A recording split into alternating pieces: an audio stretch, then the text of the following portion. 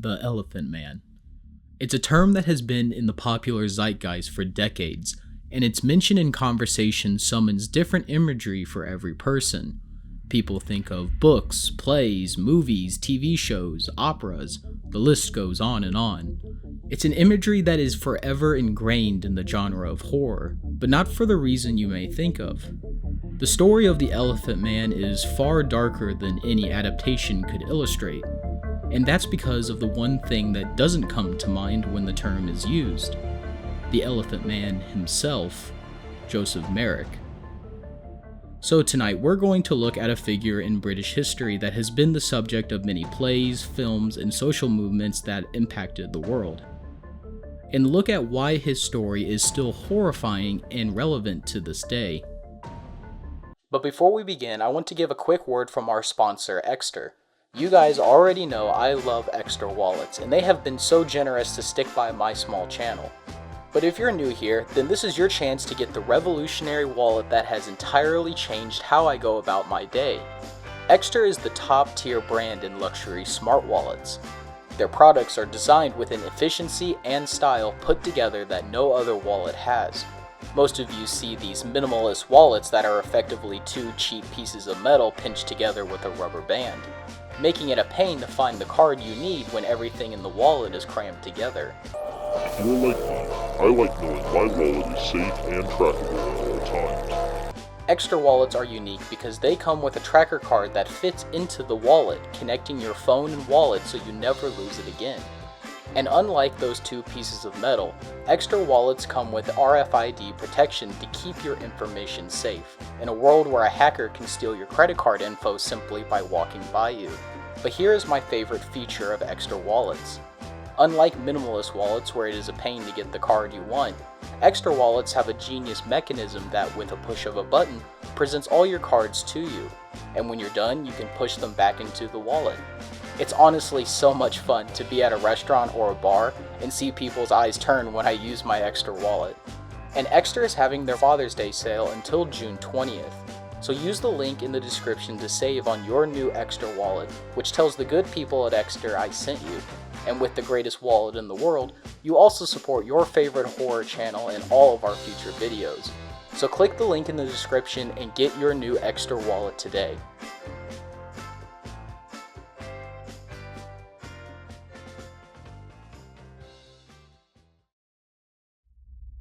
As I mentioned earlier, I don't think many people know that the Elephant Man was a real person. I asked several friends if they knew who Joseph Merrick was, or was the Elephant Man even real? Most of them shrugged, and even one confidently said that it was just a story. To be fair, I'm not from England, so it may just be a cultural difference, which is why I started researching where the term and the story of the Elephant Man comes from. Joseph Merrick was born on August 5, 1862 at 50 Lee Street in Leicester to Joseph Rockley Merrick and his wife Mary Jane. He was the oldest child with two siblings that would be born later. Interestingly, there is apparently a common misconception that Mary also gave birth to a third child named John Merrick, an infant who passed to smallpox within a month. This child was born to a completely different family with the name Merrick, and would lead to confusion when writers later in the story confused Joseph Merrick as this unrelated John Merrick, mostly due to the second most important character in the story, Sir Frederick Treves, but we'll get to that later. Joseph was born a healthy baby, with no visible signs of any disabilities in his first few years of life. According to Joseph's autobiography, his physical appearance didn't begin to change until he was 5 years old, describing the changes as thick, lumpy skin like that of an elephant, and almost the same color. When he was 21 months old, Joseph began developing swellings on his lips, followed by a bony lump on his forehead and a loosening and roughening of the skin. As he grew, a noticeable difference between the size of his left and right arms appeared, and both his feet became significantly enlarged. Now you're probably wondering where the elephant in the Elephant Man story comes from. And no, it's not what people think when they hear of a half-human, half-elephant hybrid, thank God. The story of the Elephant Man name comes from the Merrick family's explanation of Joseph's symptoms. As they told friends and co-workers, Joseph's appearance was the result of his mother being knocked over and frightened by a fairground elephant while she was pregnant with Joseph. At the time, there was this concept of maternal impression, a phenomenon where people believed that the emotional experiences of pregnant women could have a lasting physical effect on their unborn children, a very common belief in 19th century Britain. Even more surprisingly, despite his impact on the scientific community, Joseph Merrick held this belief about the cause of his disability for his entire life. Also, in most depictions of Joseph Merrick, he walks with a limp due to his physical disability. This is accurate as the real Joseph walked like this, but it was from breaking his hip as a boy, leaving it untreated and becoming permanently disabled. Despite his disabilities, Joseph still attended school and had many friends, a surprising fact considering this was Britain in the late 1800s. But everything would change for Joseph when his mother Mary passed away from bronchitis. Joseph's father remarried shortly after, and Joseph left school to help support his family at the age of 13. He would describe this new period in his life as a perfect misery. His new stepmother didn't take kindly to Joseph and drove a wedge between him and the rest of his family. Also during this time, Joseph's father helped his son get odd jobs around the city. One of them was a cigar roller, which Joseph did until his right hand had grown immensely and was then unusable. Another attempt at work was as a hawker for his father's haberdashery, but his facial deformity made it difficult for customers to understand what he was saying. With no money coming in, an event would end Joseph's relationship with his now unloving family. Upon coming home one day in 1877, Joseph recounted that his father severely beat him, and Joseph, standing up for himself, chose to leave the family for good. Now homeless in the city, one of the first people to offer kindness to Joseph was his uncle, Charles Merrick, a barber who allowed Joseph to stay with him as he looked for work. But this kindness ended with his uncle. Due to Joseph's physical appearance, many in the community filed complaints to the city government while he continued to hawk for other businesses. This would lead to the city illegally removing Joseph's license as a hawker on the grounds of public disturbance. With still no money, Charles couldn't provide for Joseph and his own family, and again, Joseph was back on the streets. At 17 years old, John entered the city's Union Workhouse. A workhouse at the time was like the last social safety net in most societies. These city or church-ran organizations would take in the unemployed and provide food and shelter, as well as help them look for jobs around the city. However, these places weren't the perfect sanctuary. Holding close to 1,000 to 1,500 people, these workhouses were overcrowded and had minimal resources to provide to the people living there. The worst part of them were the lack of sanitary practices that would lead to the widespread of disease within them. And considering this was one in a British city in the Victorian era, it probably was even more unclean than any photos I could find. For 4 years, Joseph stayed here looking for work. Around 1882, Joseph underwent surgery on his face. The protrusion from his mouth had grown to 22 centimeters and severely inhibited his speech and also made it difficult for him to eat. He was operated on in the workhouse infirmary under the direction of Dr. Clement Frederick Bryan and had a large part of the mass removed. Joseph knew that he would struggle to find work that involved physical labor, which made him turn his interest from labor to theater. In the Victorian era, shows were publicly available to anyone with money to pay, which created a large market of circuses, fairs, and theaters popping up all over the country. As you can imagine, while these shows were there to entertain, they were riddled with human and animal abuse of every kind. But the most popular of these shows were the curiosity exhibits, or as they are more commonly known today as, freak shows. Joseph, knowing his physical appearance was something that people gawked at for free on the streets, knew he could enter this market. Joseph had met a comedian and music hall owner named Sam Torr while living in the workhouse. Writing to his friend, Joseph offered Sam to come visit him, which the showman agreed to. Tor decided he could make money exhibiting Merrick, although to retain Merrick's novelty, he would have to be a traveling exhibit. To this end, he organized a group of managers for Merrick: music hall proprietor Jay Ellis, traveling showman George Hitchcock, and fair owner Sam Roper. On the 3rd of August 1884, Merrick departed the workhouse to start his new career. The showman named Merrick the Elephant Man and advertised him as half a man, half an elephant. They showed him around the East Midlands, including in Leicester and Nottingham, before moving him on to London for the winter season. George Hitchcock contacted an acquaintance, showman Tom Norman, who ran penny gaff shops in the East End of London exhibiting human curiosities.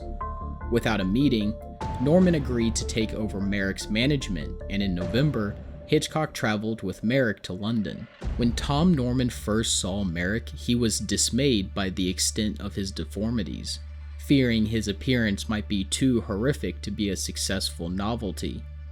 Nevertheless, he exhibited Merrick in the back of an empty shop on Whitechapel Road. Merrick had an iron bed with a curtain drawn around to afford him some privacy.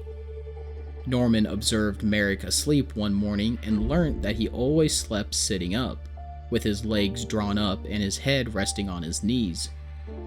His enlarged head was too heavy to allow him to sleep lying down, and as Merrick put it,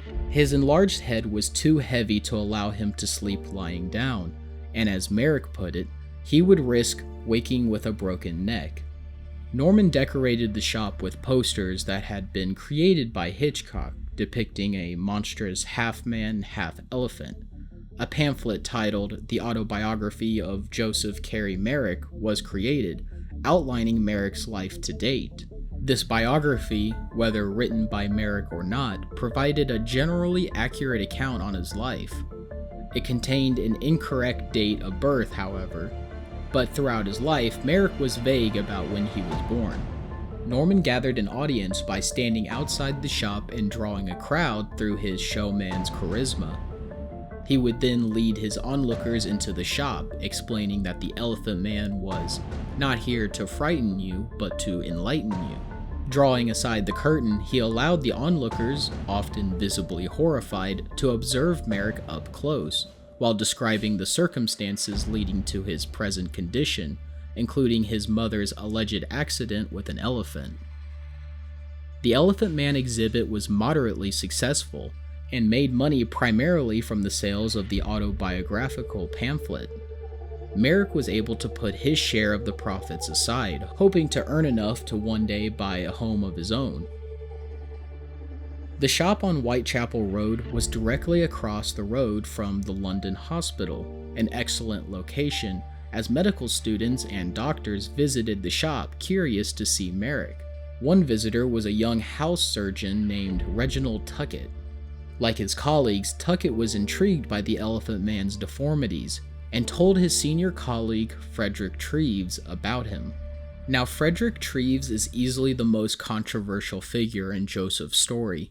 While his colleagues described him as a good man and excellent doctor, critics later would write that Treves was no different than the showman putting Joseph on display for profit, except that instead of profit, Treves would use Joseph's case to elevate his own career and prestige in the medical community. And Treves did do some shady things during his time with Joseph, so just keep that in mind because it's relevant to the end of this video. Frederick Treves first met Joseph that November at a private viewing before Norman opened the shop for the day. Treves later recalled in his 1923 book, Reminiscence, that Merrick was the most disgusting specimen of humanity that I have ever seen. At no time had I met with such a degraded or perverted version of a human being as this lone figure displayed. The viewing lasted no more than 15 minutes, after which Treves returned to work. Later that day, he sent Tuckett back to the shop to ask if Joseph might be willing to come to the hospital for an examination. Norman and Joseph agreed. To enable him to travel the short distance without drawing attention, Joseph wore a costume consisting of an oversized black coat and a brown cap with a Hessian sack covering his face, and rode in a cab hired by Treves. Treves examined Joseph, observing that he was shy, confused, not a little frightened, and evidently much cowed. At this point, Treves assumed the Elephant Man was an imbecile. He measured Merrick's head circumference at the large size of 36 inches, his right wrist at 12 inches, and one of his fingers at 5 inches in circumference. He noted that his skin was covered in warty growths, the largest of which exuded an unpleasant smell. The tissue under Joseph's skin appeared to be weakened and caused a loosening of the skin above, which in some areas hung away from the body. There were bone deformities in the right arm, both legs, and most obviously in the large skull. Despite the corrective surgery to his mouth in 1882, Merrick's speech remained barely intelligible. His left arm and hand were not large and were not deformed. Apart from his deformities and the lameness in his hip, Treves concluded that Joseph appeared to be in good general health. Norman later recalled that Joseph went to the hospital for examination 2 or 3 times, and during one of their meetings, Treves gave Joseph his calling card. This will become important in a moment. On one of the visits, Treves had photographs taken, and he provided Joseph with a set of copies which were later added to his autobiographical pamphlet. On the 2nd of December, Treves presented Joseph at a meeting of the Pathological Society of London in Bloomsbury. Eventually, Joseph told Norman that he no longer wanted to be examined at the hospital. According to Norman, he said he was stripped naked and felt like an animal in a cattle market.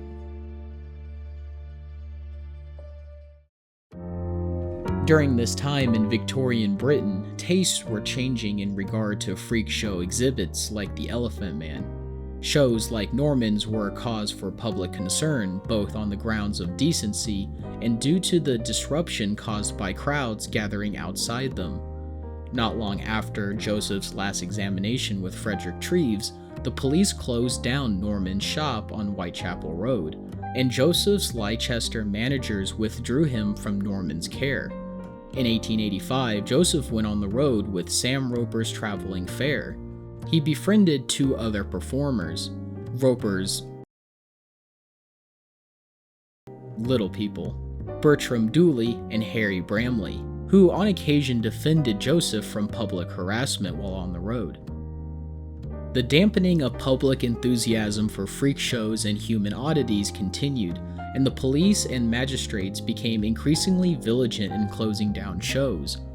Joseph remained a horrifying spectacle for his viewers, and Roper grew nervous about the negative attention the Elephant Man drew from local authorities. Joseph's group of managers decided he should go on tour in continental Europe, with the hope that authorities there would be more lenient. Joseph's management was assumed by an unknown man, possibly named Ferrari, and they left for the continent. The Elephant Man was no more successful there than in Britain, and similar action was taken by authorities to move him out of their jurisdictions.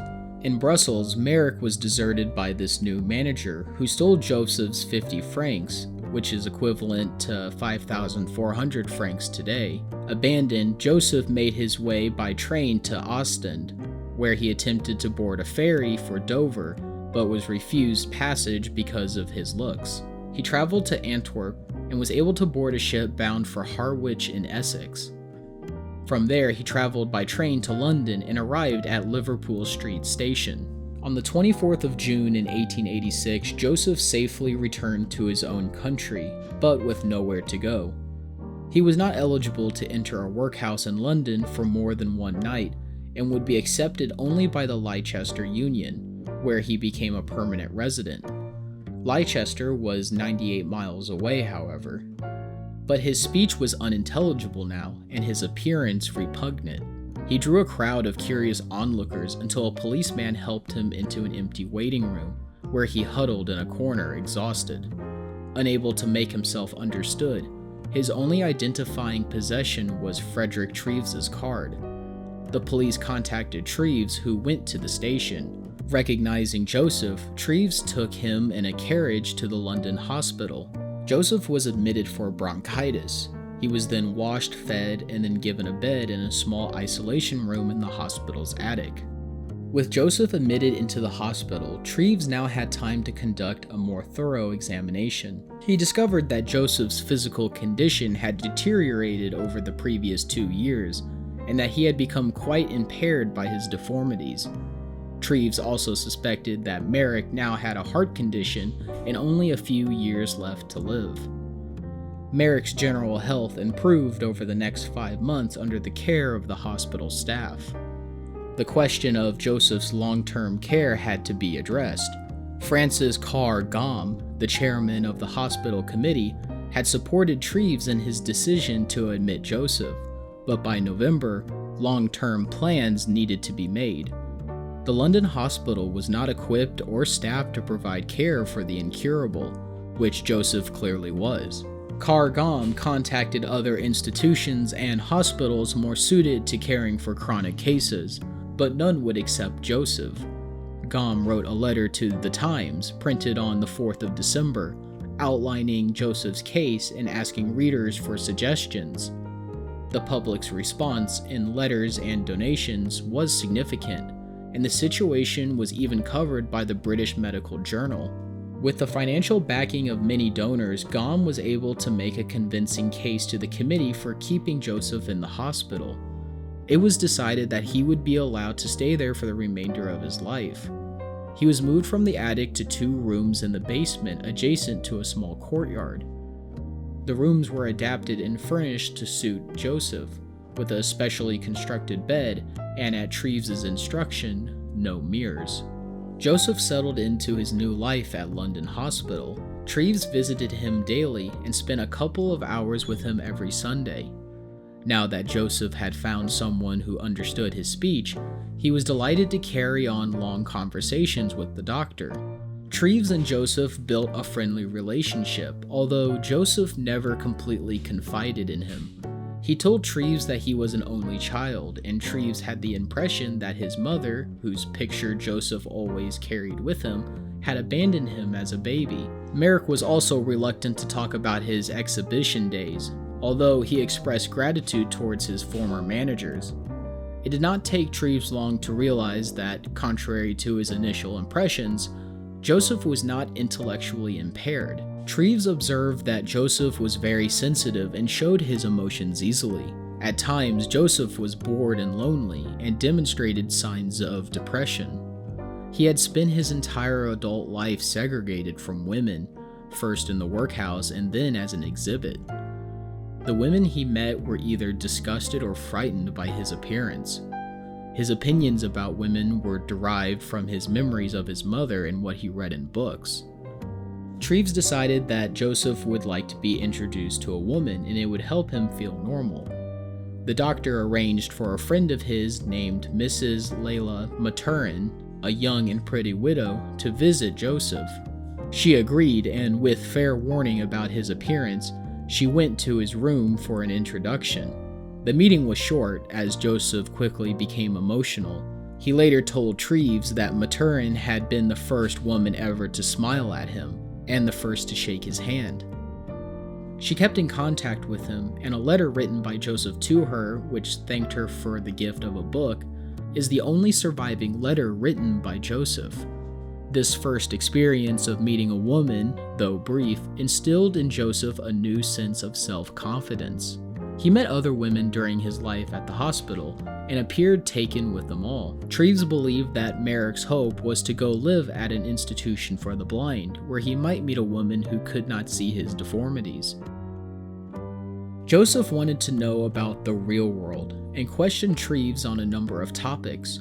One day he expressed a desire to see inside what he considered a real house, and Treves obliged, taking him to his Wimpole Street townhouse and to meet his wife. At the hospital, Joseph filled his days with reading and constructing models of buildings out of cardboard. He rose each day in the afternoon and would leave his rooms to walk in the small adjacent courtyard after dark. As a result of Carr Gom's letters to The Times, Joseph's case attracted the notice of London's high society. One person who took a keen interest was actress Madge Kendall. Although she probably never met him in person, she was responsible for raising funds and public sympathy for Joseph. She sent him photographs of herself and employed a basket weaver to go to his room and teach him the craft. Other ladies and gentlemen of high society did visit him, however, bringing gifts of photographs and books. He reciprocated with letters and handmade gifts of cardboard models and baskets. Joseph enjoyed these visits and became confident enough to converse with people who passed his windows. A young man, Charles Taylor, the son of the engineer responsible for modifying Joseph's rooms, spent time with him, sometimes playing the violin. Occasionally, he grew bold enough to leave his small living quarters and would explore the hospital. When he was discovered, he was always hurried back to his quarters by the nurses, who feared he might frighten the patients. On the 21st of May, 1887, 2 new buildings were completed at the hospital, and the Prince and the Princess of Wales came to open them officially. Princess Alexandria wished to meet the Elephant Man. So, after a tour of the hospital, the royal party went to his room for an introduction. The princess shook Joseph's hand and sat with him, an experience that left him overjoyed. She gave him a signed photograph of herself, which became a prized possession, and she sent him a Christmas card each year. On at least one occasion, Joseph was able to fulfill a long-held desire to visit the theater. Treves sat with some nurses, concealed in a private box. According to Treves, Joseph was awed and enthralled. The spectacle left him speechless, so that if he were spoken to, he took no heed.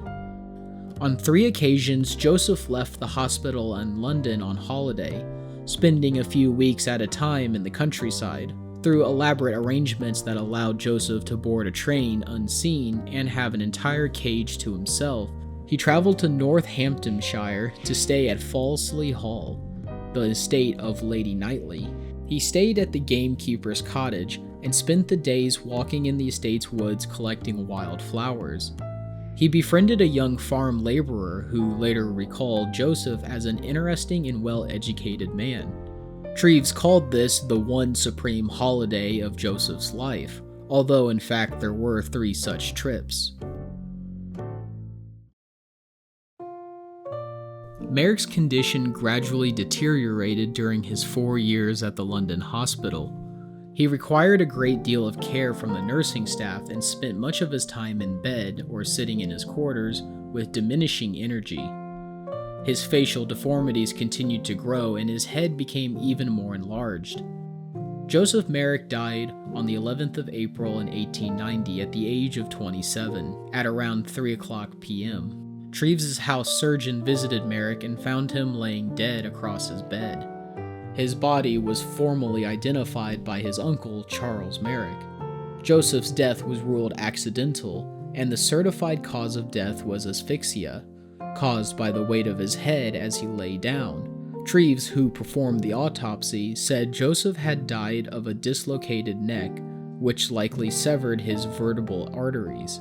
Knowing that Joseph had always slept sitting upright out of necessity, Treves concluded that Merrick must have made the experiment, attempting to sleep laying down like other people.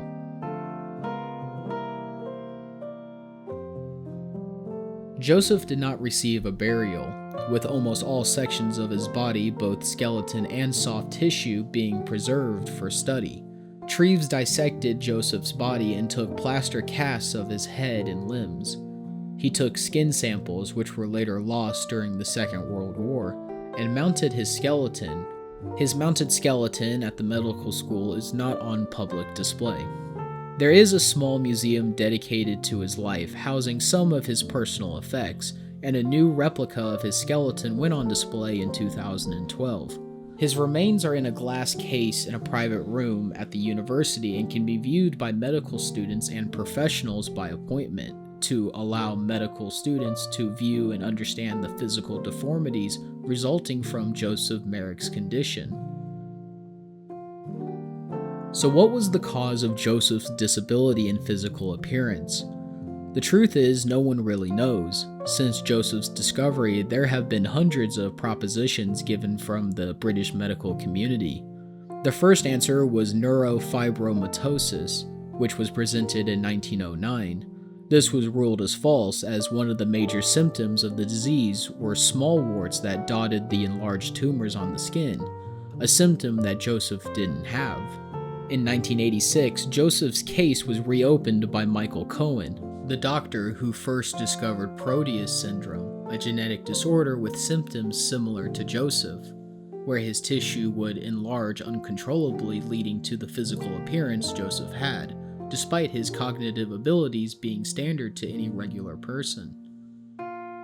In 2001, a documentary was created called The Curse of the Elephant Man, where the research team for the film proposed that Joseph had both Proteus and neurofibromatosis, which led to the confusion around his condition. This would be the most likely scenario, but the research team wanted to confirm it. With modern technology, the research team was able to sample DNA from Joseph's remains with the permission of his grandniece in 2002. When the DNA test results were studied, the tests were inconclusive for Proteus and neurofibromatosis, leaving his condition an unsolvable mystery for the medical community. And to be honest, I don't believe Joseph really cared about his condition. Based on his writings, Joseph in his later life was concerned with the human condition, not his medical one. Through his later life, he had become outspoken and seemed well educated to those who met him. In many discussions with Treves, Joseph was concerned about his ability to fit in with the normal world, a dream that would later cost him his life. One of the most interesting parts of Joseph's influence was his admiration of poetry. One specific poem was from Isaac Watts called False Greatness, which was used to sign every letter Joseph wrote. The poem reads, "'Tis true my form is something odd, but blaming me is blaming God.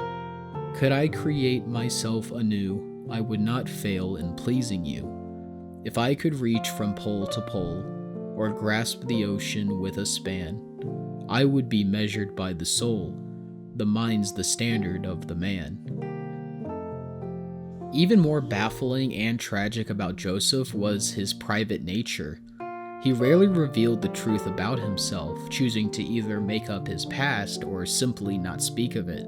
Like how the letters Joseph wrote to Cargam, which were later given to the Times, had conflicting information about his life to Treves' accounts with Joseph. One specific example was that Joseph had said he had no memory of his mother's appearance, but in his letters he wrote that he carried a portrait of his mother every day. The most unfortunate part of reading the memoirs of Joseph and Treves is that both were incredibly smart men. They understood the uniqueness of the story they shared would gather readers, just like Joseph's appearance always did. Except now in a higher class position, both men dramatized aspects of their memory in order to create a more tragic narrative. Details like Joseph being abandoned by his mother and father while being an only child, or Joseph being completely incompetent all through his life until the great Dr. Treves taught him to communicate. The life of Joseph Merrick was never based on truth. It had always been lies written around his appearance to explain the unexplainable. From his mother and father to the showmen of London to Dr. Treves and the medical community, the story made people feel better about gawking at a man different from them, justifying their prejudice, the same way every minority group is. So the horror of Joseph's story is not the tragedy of a man who was half elephant, who was an animal on display at shows around London, and later became one of the most mysterious medical cases in history. The horror of Joseph Merrick is that he was just a normal human being who just happened to be different. And because of the way humans socialize, he was the target of despise and disgust, not a misunderstood monster. Ironically, Joseph Merrick is a mirror for people to look at themselves in, where the cruel nature of humanity is revealed in the presence of Joseph. People have remembered that lesson, and it is why his story is still told to this day.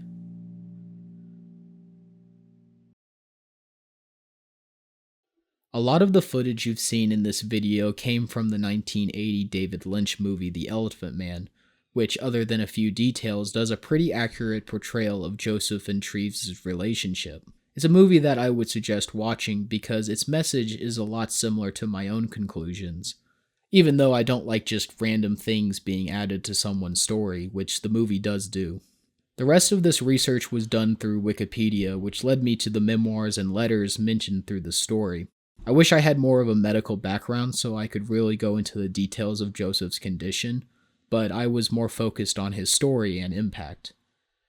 I hope you all enjoyed this video because I really want to bring back Over the Cuckoo's Nest because there are a lot of people I want to cover. So if you want to see more of these small documentary style videos, then like this video and comment what you think below. Also, if you want to stay up to date, consider subscribing to the channel and turning on notifications for our latest uploads. With that, please remember to love one another. This has been Pagan Valley, and I wish you all a good evening.